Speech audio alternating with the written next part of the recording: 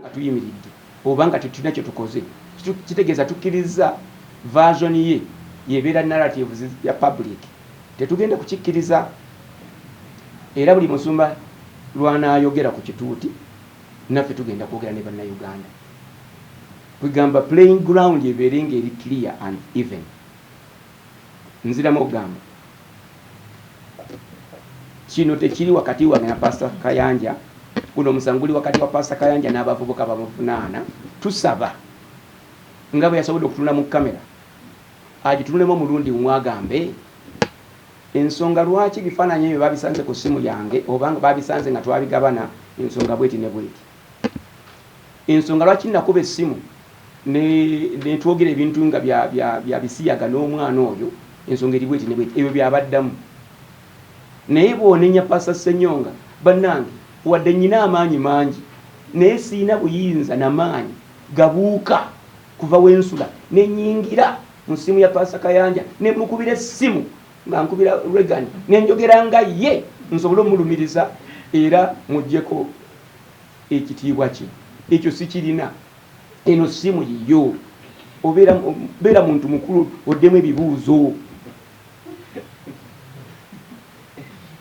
Siina maanyi na buyinza na teknologiya ayingira mu Pastor Kayanja's phone ne mu receivingira video y'ekisiyaga nenji openinga nenji viewinga kubanga omuntu yabi openinga na bi viewinga kati bwe mala nenga nti yoye ondabye nze Ssenyonga bagenda kunenya gwe agamanyi sigalina. So bw'oba omuntu ayagala amazima ogwo si musango. Gwe nange tuli wano kuba twagala amazima ogwo si musango. So tosobola kumuvunaana nti Sumba Ssenyonga ayagala amazima ogwo si musango. Pursuing justice has never been a crime. You can pursue justice. Munnayuganda yenna nkusaba genda mu kooti owulire ebigenda mu maaso oleme kulimbibwa. Namwe ba bloggers mbasaba mugende mu kooti muwulirize ebigenda mu maaso muleme kulimbibwa kubanga omusango gugenda mu maaso kooti ya bwereere. Twala biseera byo tula katebe wuliriza. Mbasaba ba bloggers mwenna n'abalala mubeere ku side y'amazima mwagala amazima mu reporting ebintu mu butuufu bwabyo. So omuntu okukubira essimu n'agamba munnange nyambaawo awo kanju kinjiikidde nkolera bwoti. Your profession should be guarded and also you should also have a reputation. Bannayuganda bagenda kutandika okulaba nga wamma ddala content wo muyiwemu amazzi ku nsonga zino kubanga ripooti bweri. N'ekirala bwe buli bannamawulire muwandiikire kooti mugambe tusaba kooti etuwe kopi eyo. Kooti etuwe kopi ya page 17 mugende mugitwale buli muntu agisome alabe n'ebifaananyi. Kuliko page 17 ne kubeerako ne CD ya bifaananyi ne kubeerako ne DVD ya video. Mubisabe byonna. Nze siina kopi kubanga sikirizwa kuba nayo yeti. Naye Bunnayuganda gendayo gisabe bagituwe buli muntu agisome kati olabe ani alimba ani era ani ayogera ki. Mbebaza Mukama abawo omukisa. Atiisibwa n'okutwalibwa mu kooti ajje tujja muyamba okuwandiika ebbaluwa okutambula naye okumulungamya n'okumusinga obanga you are based on truth you are based on truth. Kankubuulira amazima teri muntu yenna asobola kukwatako ngo ozzemu byenjogera kubanga biri mu kooti. It's truth. Tewali these are the tactics. Kati nze waliwo bengenda okutwala mu kooti bo batuufu bo balina okugendayo kubanga wagambye Ssenyonga waliwo n'omusumba oba mukyafu wa mpisa ali bamuzaalira wasimanyi yagambye mbu kirabika ab'Ebisiyaga bampa ssente mu Amerika okujja okubisaasaanya wano ensonga lwaki mbyogerako gyenkoma byogerako gye tukoma okumanyibwa. Kati oyo tugenda kumubuuza tuwe obukakafu ebintu bwe bityo ebiri baluga ebitategeerekeka naye bwe baba kutiisatiisa I'm going to give you a phone number here. Mpe ebbaluwa gye baakuwadde ate anaasiba 15 anaasiba 20 addemu ekibuuzo wagamba omwana tomukozesanga kati yakugamba sumba wankozesa n'asinga ne message endala abaana balwadde bannange agaba nange abaana bavunze emabega tukole tutya sindika sente za n'otaddamu n'ogafu gundi ajja kusindika kakati gwoyagala tukole tutya ate bwe tukyogerako mu mawulire oba mu kooti ate n'otandika okubuzaabuza n'otutandika n'otutiza tusiba ate anaasiba 2,000 tetugenda tusiba 2,000 tukwate twekwate tugee bannange twayogera mazima era getunoonya. So anyone being intimidated, we can help you, channel you in the right place or give you advice, legal advice or something like that. But you should never be intimidated when you have done a professional work in your journalism. Yes.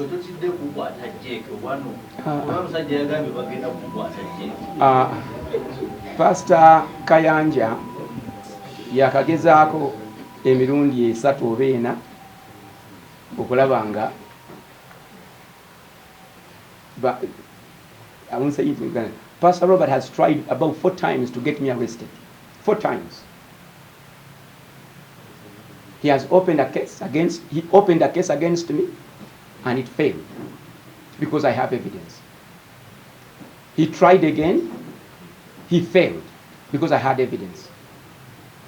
Even when the court started, he wrote to DPP and said, please join Pastor Ssenyonga on the ongoing case because evidence is pointing that he's party. The DPP looked at it and said, you have no evidence. It failed. Recently, he started another one, complained. Also failed. So about 4 times, he has failed. Kati bwalabye prosecution ey'amateeka ya criminal egaanye kati agenze mu civil kuba kiri kigaanye. So waliwo amazima wegabuutiikirire bulimba mutunagane mukwatira kuki nkoze eki sikulam.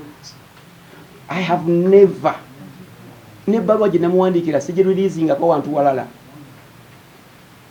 n'ebifaananyi bye bandaga ne stories zennyina abaana ze baŋŋamba teziri mu bino bye bigenda mu maaso zino ndala naziremera nazirakako abantu 3 bokka omu wa gavumenti n'abala basumba nkyakisirikidde saagalangako genda public to hurt Pastor Kayanja's reputation. Never.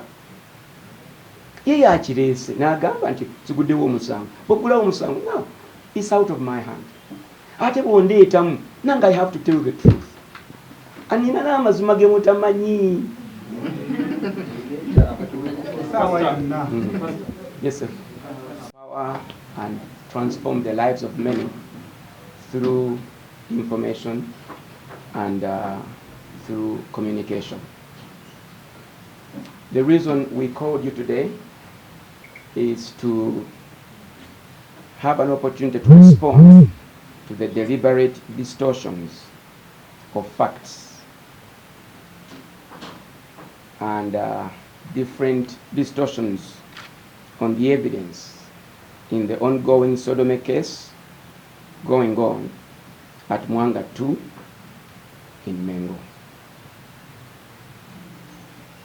I find it necessary to make these statements to correct the deliberate misrepresentation of the facts and the evidence before court,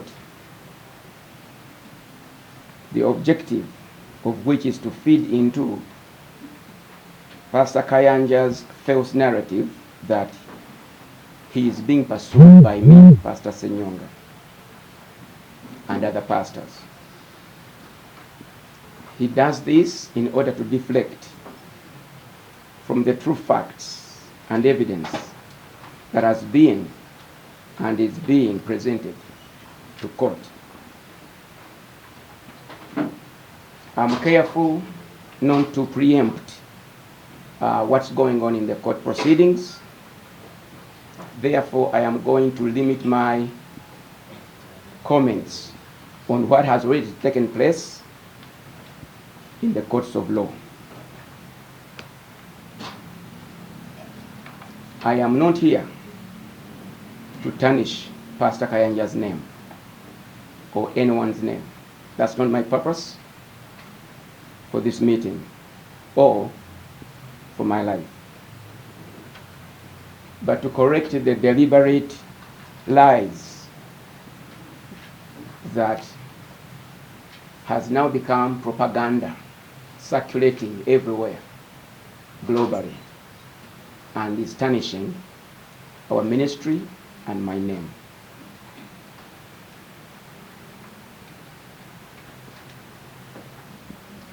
Pastor Robert Kayanja, through so many bloggers and sympathizers of his ministry,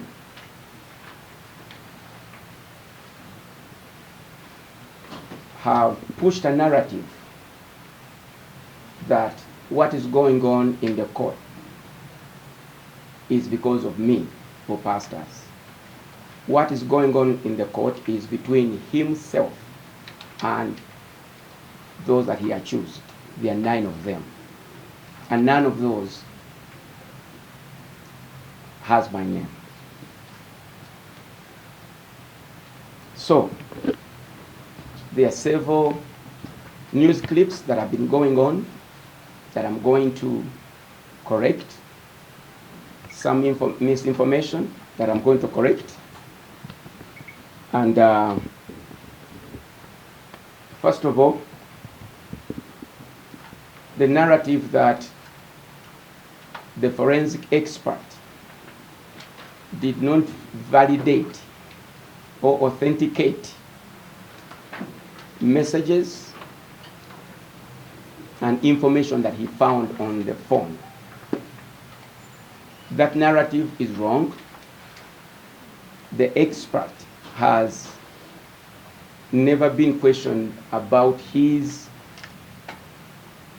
work being not authentic. He instead emphasized. He looked at different phones. The phones were between Pastor Kayanja's phone and the accused, Reagan. He confirmed that all the information he put in his report of 107 pages is correct, authentic, and was signed off. He did not do this work single-handedly. He did this from the hierarchy.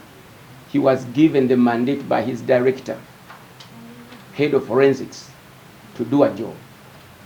After he did his work, he submitted it to the immediate supervisor. And then after that, another supervisor.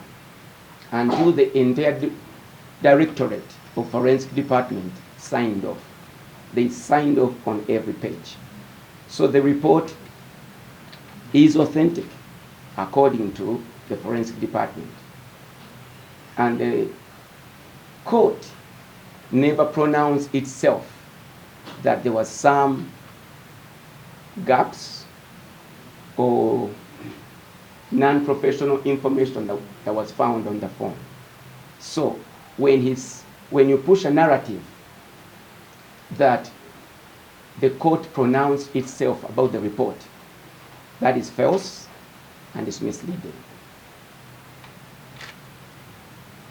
The forensic expert witness, while giving his evidence, confirmed that he extracted that information from the phone of Ssenyonga, who is one of the accused persons. On the claim that Pastor Kayanja is not the one charging the accused, and that the accused are being charged by state, and that the accused never reported these serious sodomy allegations to any authority, I want to also clarify. First, it is Pastor Kayanja who initiated a complaint alleging that the accused tarnished his name by claiming he had sodomized them. So it was Pastor Kayanja's complaint to police. That they gave false information to one Nandutu, a police officer, about the alleged sodomy, and that they had trespassed at his church at Rubaga Miracle Center. It follows, therefore, that the prosecution of the accused is at his instance. In other words, the prosecutor is working from his complaint. If Kayanja never complained, this case will not be going. And to prove that, if Pastor Kayanja tomorrow says, I have lost interest in the case, that case will fall flat and will be withdrawn. And that's when you hear people say, the prosecution or DPP has lost interest in the case. Why? The complainer pulled out. So to tell the world, he is not the one who took the boys to court, or it is just Uganda versus the boys, that can't stand without a complainant.